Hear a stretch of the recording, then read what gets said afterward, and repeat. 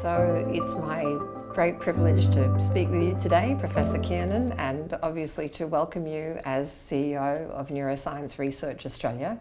You've come to us from the Brain and Mind Centre originally. What motivated you to make this transition?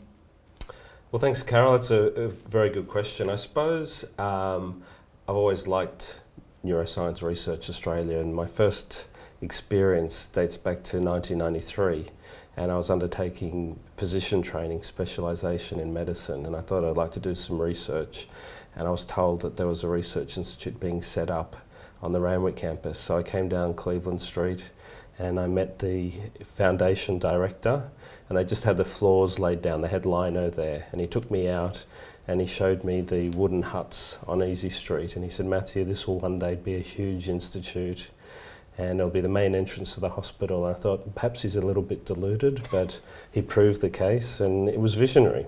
And so I did my PhD here, and it was really a great experience connected to the hospital and the university. And I've then gone on and undertaken a career in neurology, and then out of the blue the university approached me about this potential opening at NeuRA, and I thought actually that would be really very interesting. And then I've had various discussions and came to see what the research was about. And I think the strategy of neurodegeneration, dementia, mental health, translational neurosciences, I think these are the things that the community is interested in. So the subject matter is fantastic, the facilities are great, the researchers are engaged, and I thought this is really the place to come. Well, we're very happy to have you. Just as a matter of curiosity, what did you do your PhD on? So we're looking at the effects of activity in nerves, and we wanted to come up with a model for conduction failure. So we know in multiple sclerosis, when you do a lot of activity, patients get fatigued and develop weakness. So we thought if we could develop an electrical model, we could then start to manipulate that through medications. And some of those medications have now been introduced to the treatment of multiple sclerosis. So famotidine, which is a blocker of potassium channels in the human nerves, is used as a treatment for fatigue. So it's really just trying to understand conduction failure and ways to improve how the nerves work. Okay, and your own research interests then have moved on a bit since then, because I think I'm correct in saying that these days it's more about fronto-temporal dementia and motor neuron disease. How did that transition happen? So when I was doing my research, we actually did a clinical trial, and it was for riluzole therapy in motor neuron disease. And I did that with David Burke here at Prince of Wales Medical Research Institute, now Neuroscience Research Australia. And that was a positive trial. So it was published in the Lancet and New England Journal of Medicine.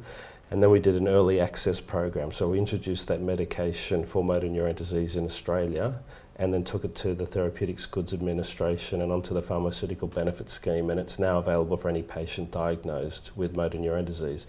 So that came during my PhD here. Unfortunately, we've gone from the mid-90s until relatively recently with no other medications, although we're currently working with Mitsubishi Pharma for edaravone and getting approval through the Therapeutics Goods Administration. Hopefully in the next month we'll have approval of the second medication for pharmaceutical benefits. So it's actually undertaking clinical trials, so the impact of having your research connected to the hospital, being able to do the trials and introduce therapies. Interesting. I have no personal experience of it with anybody that I know, but I think motor neuron disease is a pretty bad disease to get. But I think I was told that you had some experience of it with your mother. So it was around that period, and that's probably why I gravitated to that trial. It became available, and my PhD supervisor said, would you like to take it on? So I did. But at that stage, she was diagnosed with motor neuron disease. There were no treatments. There wasn't even a disease association, so there was no support group. So she was managed at home with my family, and that made me think, well, there must be something better than this. And it was about trying to understand what causes the disease, how does it spread, can we come up with treatments?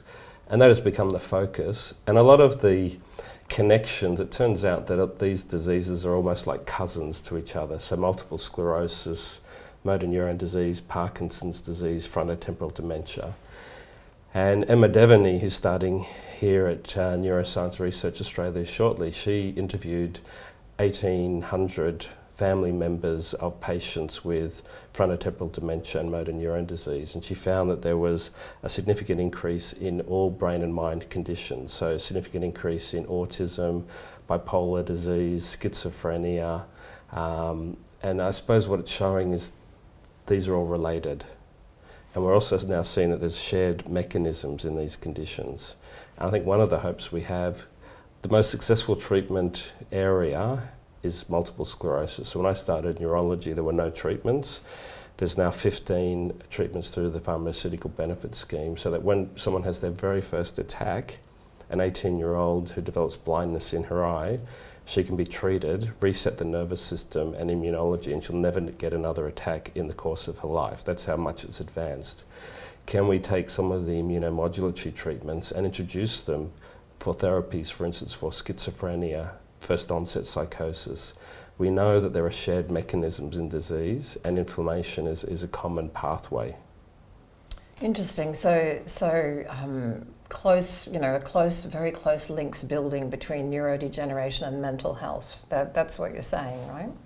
Absolutely. And it turns out, again, a lot of the genetics were not understood, but one of the genes called C9orf, C9 open reading frame 72, accounts for about 35% of motor neuron disease and frontotemporal dementia. And each time we find that gene, we find the original Finnish haplotype, that is an individual in Finland from 1,000 years ago.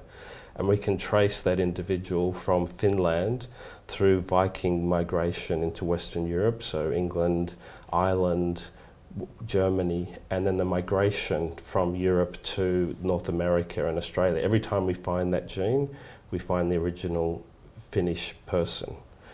And that gene not only is related, it's very high in motor neuron disease, frontotemporal dementia, but it's also a significant proportion of schizophrenia, bipolar disease. So we're seeing shared genetics.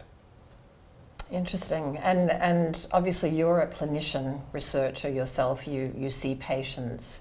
How does that, influence the way you practice your research and vice versa? Well, I think they're intrinsically linked, and it's very, very sad when patients get diagnosed with a condition and the first thing they want is, are there treatments? If there aren't very good treatments, what can we do? And they want to be involved in research. So patients want to be managed at centres that have significant research footprints. So this precinct is fantastic. We've got, a massive hospital group. We've got, the Royal Hospital for Women. We've got the Sydney Children's Hospital. We've got the Adult Hospital. We've got the mental health facilities.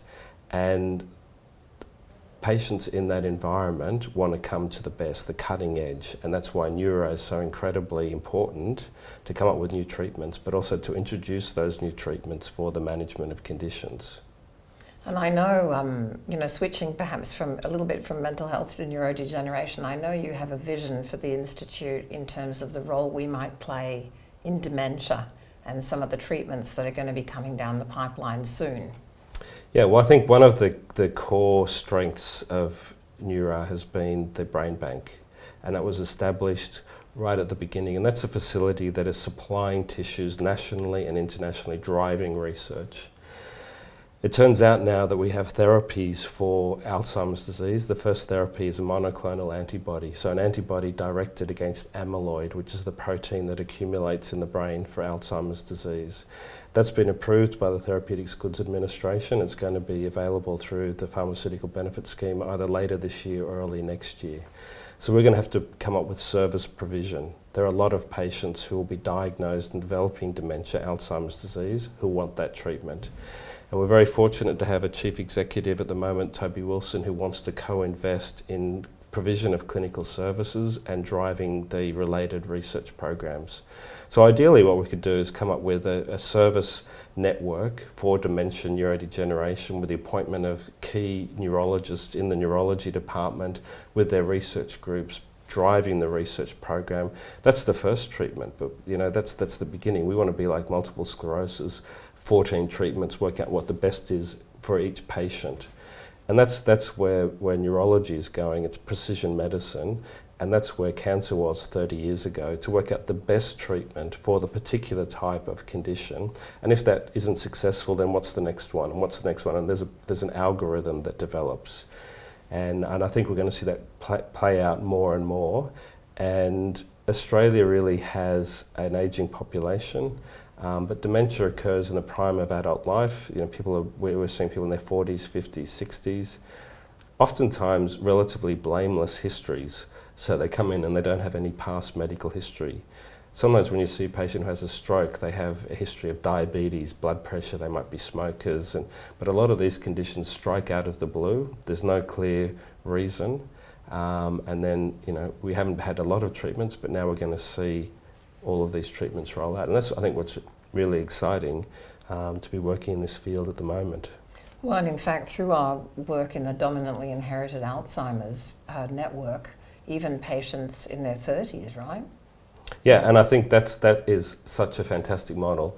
That is a world leader, and that is a partnership between NeuRA, facilities in Australia. NeuRA is the centre for DIAN, which is dominantly inherited Alzheimer's Network, TU trials unit, but also OBS, so observation of these patients, getting the longitudinal history.